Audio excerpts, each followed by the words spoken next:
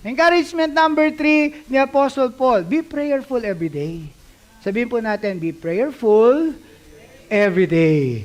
Be prayerful every day. Lagi tayo mananalangin araw-araw. Sabi niya sa verse 6 ng Philippians 4, huwag kayong mag-alala sa anumang bagay. Sa halip, ilapit sa Diyos ang lahat ng pangangailangan nyo sa pamamagitan ng panalangin na may pasasalamat.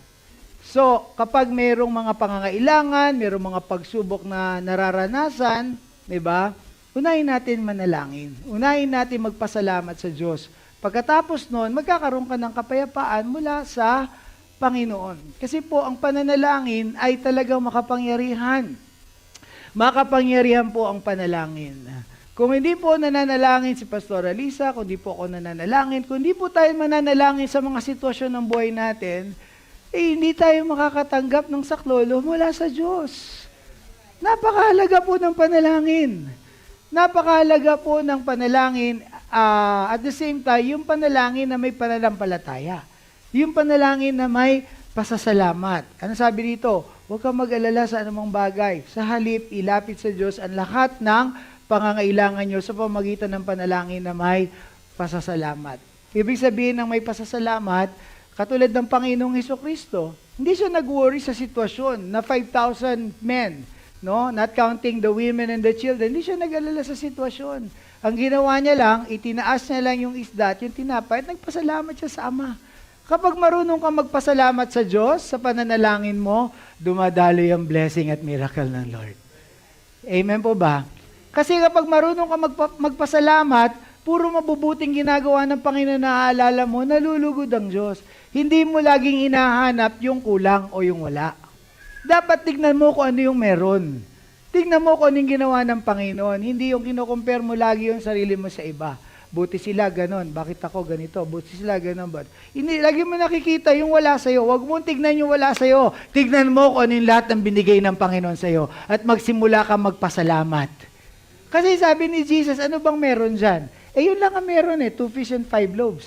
Anong ginawa niya? Nagpasalamat siya sa Ama. Ano nangyari? Nagmultiply.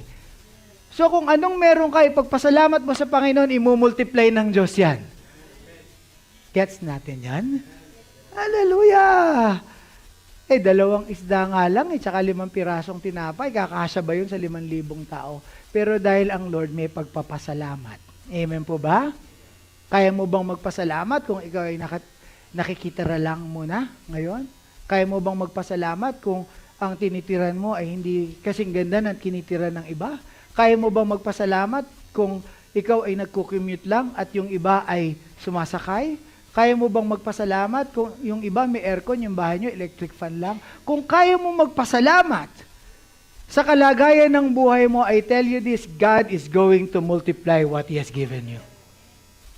God is going to multiply what He has given you. At makita mo balang araw, hallelujah, yung pinagpasalamat mo sa Panginoon, eto na yung mga blessings sa buhay mo. Natatamasa mo na.